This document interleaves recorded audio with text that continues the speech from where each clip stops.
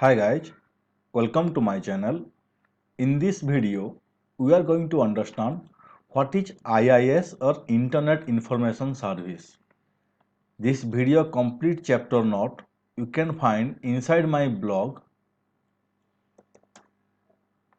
I will give this blog link and chapter link in the video description below. This is my chapter. I will give this chapter link in the video description below. Please check it out. To download IIS, you can follow this link and below steps. So you can completely install IIS in your system. I have already installed in an IIS, so I am not going to follow these particular steps. Before starting this session guys, if you are new to my channel, please hit the subscribe button and bell icon for future notification. If you ended up liking my videos, please give me a like and share this video with your friends.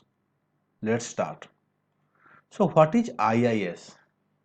Internet Information Service is a extensible web server created by Microsoft or mighty Microsoft we can say.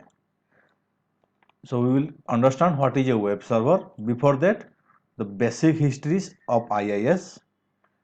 The Microsoft Web Server was a research project on European Microsoft Windows Anti-Academic Center or MWAC, and it was a part of University of Edinburgh in Scotland. Excuse me. And it was a freeware, it was a open source, but MWAC server is unable to control the traffic coming to Microsoft.com. That's why Microsoft was forced to develop its own web server that is called IIS. So web server, what is web server? Web server is a computer program or a computer software that distribute web pages as they are requested. The particular or specific page we requested or user requested, it will deliver by a web server. The basic objective of web server is to store, process and deliver web pages to users. The intercommunication method is HTTP or Hypertext Transfer Protocol. In the below diagram you can easily understand a user is requesting some data through the internet or through cloud, and this internet and cloud is connected to web server which contain the web pages, HTML file or .NET ASP file or PHP file or any image file, CSS, JavaScript, music, video file. It is stored in web server and user can access through internet, and this web server also connected to internet. So web server is store the data, process the data and deliver to the user. So how we can see our own web server in our Windows machine? So for that, actually, if IIS need to install, then just follow this step or download this application directly here and install. So opening IIS, just go to run command. Here click on write inet mgr, or in search bar also you can type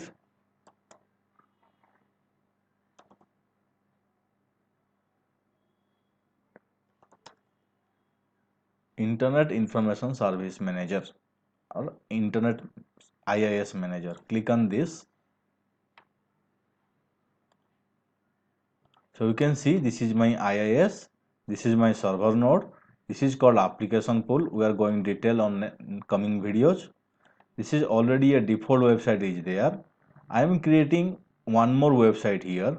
For that I am going to use, normally IIS website are stored in your system drive, inetpub, www. So here I created a web YouTube site. Here I just added one simple HTML file. You can see this HTML file I added here. So just double click here to see the HTML content. Simple HTML file. I'm going to create a new site on this specified path. go to IIS. To open IIS, go to run command, type inet manager or inet mgr. Upon the node, server node, upon the site, click on the sites, right click, our website, give the physical path here. Let's say I'm giving YouTube site, or I'm giving my YouTube site. So this is the not same, it's not more likely same as the folder name. You can give your site name differently. This is application pool. Click on select. You can find existing application pool. In our coming video, next session of IIS, I am going deeply on application pool. This is major part of IIS. A system admin can do anything in the application pool, but we are creating a new site, so automatically a new application pool is created. I am leaving as it is. I am not going through any IP address. I am just checking with localhost port number 80. Any domain name we can map with here, host name, and just click on OK. So you can see my YouTube site is created.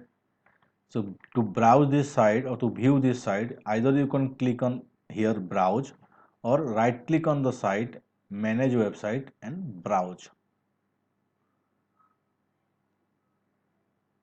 So you can see it is coming localhost. Just wait, it's the first time. So same thing. So previously we can see in the address bar, this is coming completely file path as a file protocol, but here it is coming as a HTTP protocol.